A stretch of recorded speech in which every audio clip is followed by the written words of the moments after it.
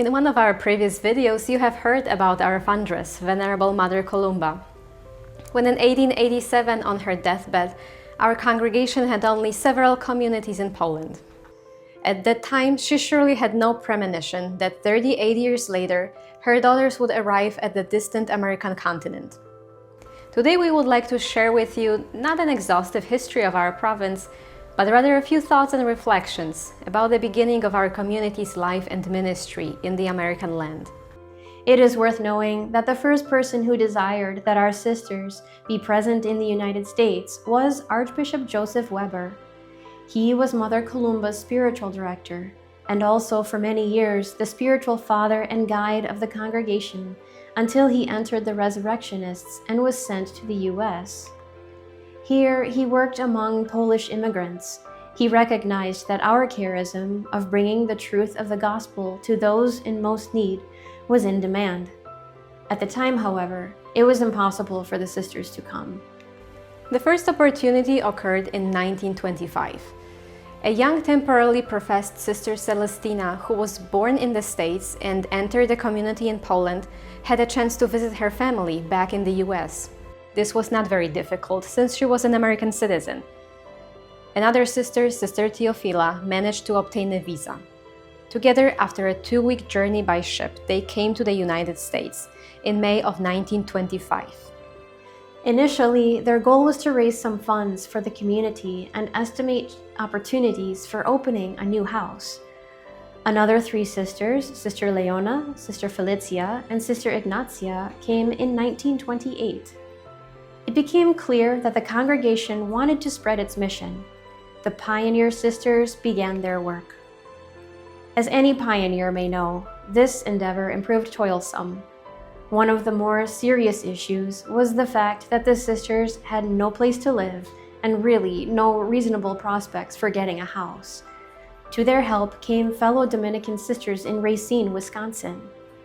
Not only did they welcome our sisters in their convent, but also helped them with the immigration process.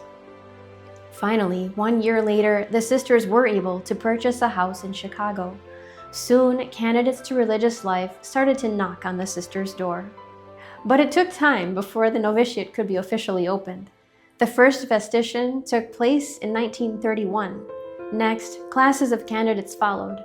On May 3, 1937, 7 sisters professed their perpetual vows, 7 fruits of the American soil.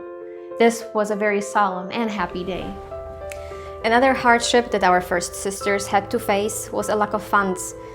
When they bought the house in Chicago, after initial problems with employment, they started catechizing in a parish school. What they earned, however, was not enough to develop the mission, but they never despaired. Their comfort was prayer and deep trust in God's providence and in the intercession of Our Lady and our saintly Mother Foundress. Soon the sisters realized that in the place where they lived, there was a need for a convalescent home. They bravely started working toward opening such a house. They started small, with only several patients. But the need was greater than the sisters' resources. Again, they did not lose heart. With great effort, they raised more money and were able to purchase a piece of land in the suburbs of Chicago, in the village called Justice, where currently our Provincial house is. In the first years, the sisters also faced immigration problems. When their visas were about to expire, they had to return to Poland to obtain new ones. There was no guarantee that the visas would be granted.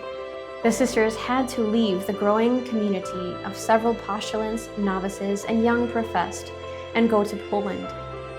The time of uncertainty and fervent prayer followed. God was good. After several months, the sisters were happily reunited. Our community was growing. In 1945, a house similar to that in Justice was opened in Milwaukee, Wisconsin, where our sisters took care of the elderly. Sisters taught in schools in 2 other states, although unfortunately not for very long. In the late 60s, the house in Calgary, Canada was established, where our sisters continued to run a daycare. 30 years later, we also began another mission house in Arkansas to serve the sick and dying. We are also present in Columbus, Ohio, where we are involved in the work of education and catechesis. When talking about our province, one important event must be mentioned. After many considerations, discussions, and consultations, in 1951, the permission was granted to raise the group of houses in the United States to the rank of a province.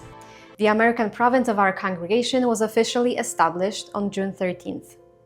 Because from the very beginning, the sisters would entrust everything to the care of the Immaculate Mary, in which they imitated the foundress, Mother Columba, the province received the title of the Immaculate Conception. As we celebrate 100 years of our presence and ministry in America, we reflect on the sacrifice of sisters who preceded us and the great kindness of so many benefactors who have supported us materially and spiritually. Most of all, we reflect on and give thanks for God's goodness and mercy.